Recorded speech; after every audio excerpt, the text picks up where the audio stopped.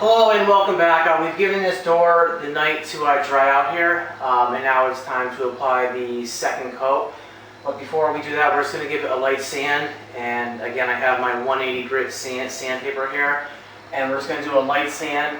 And I mean light. You don't want to sand it too hard so that you actually take off the coat that we just put on or the underlying primer. It's been two days now, so the coating is still soft. It hasn't cured. So you really want to make sure just to sand lightly, and we're just sanding just to knock off any little heads in the paint or boogers that you'll get. But we're not trying to sand to create a tooth for this top coat to stick to, because this paint is already soft and the paint will bond to it just fine. So we're just going to do a light sand here, and not much is going to come off here.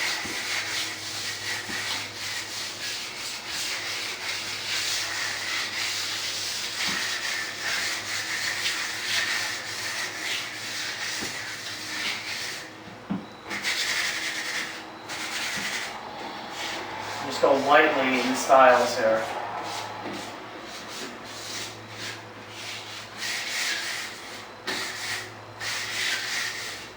And when I'm sanding here, I don't really feel a lot that's coming off. I mean, there's a head here, it's hard to see, but just to do that and I'll make it smooth again.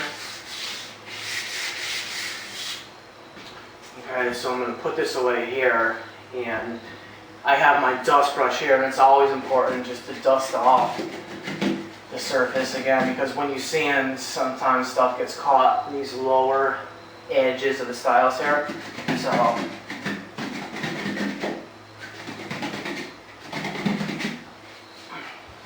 I'm going to put this down here, and I'm going to grab my paint again.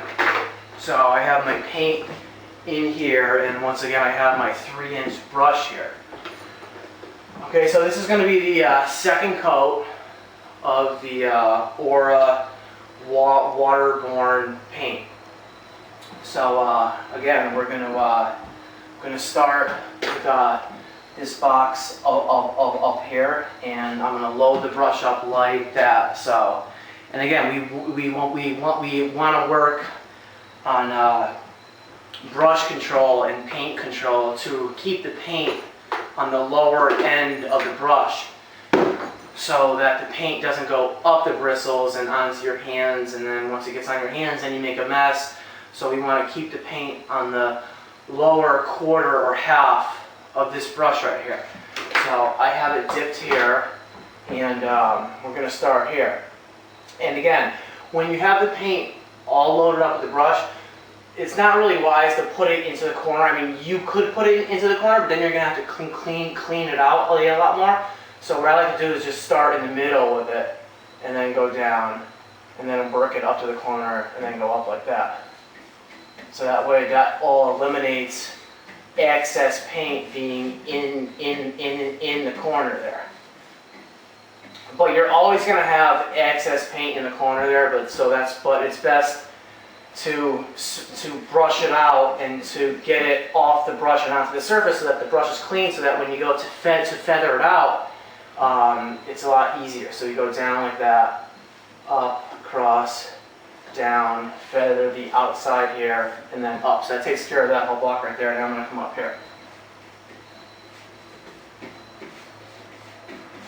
Now on this coat, it's much easier to spread the paint out than it was on the first coat with the primer, or the first coat of this top coat here. So this is by far the easiest of coats. And feather the outside. That will come down here to have this one. So once again, the brush is loaded up. We'll start in the middle here and go up and come down with it. And up.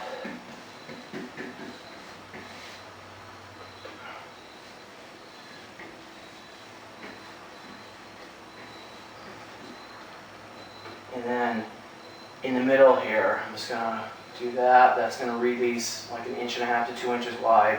Come down over here.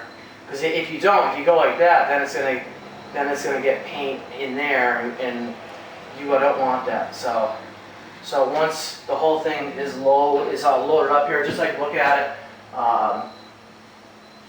Now what you want to do is fan it off, and when we fan it off, the brush has like no paint on it now, so that's good.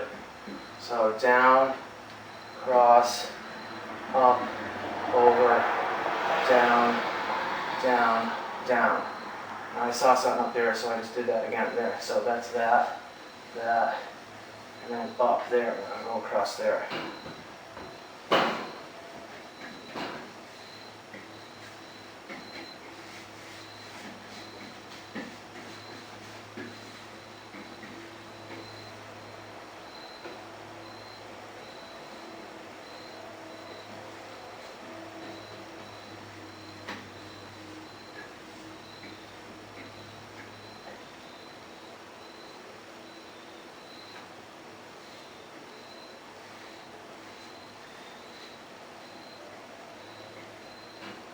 I'm going to come down here.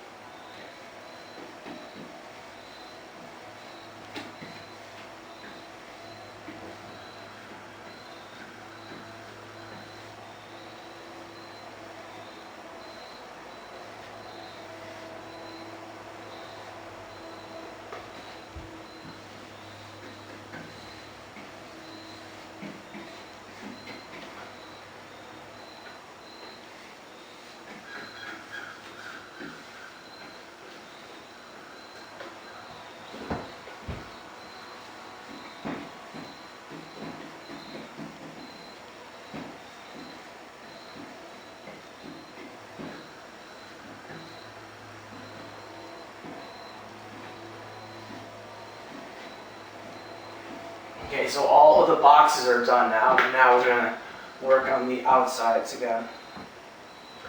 So, like this, come up here.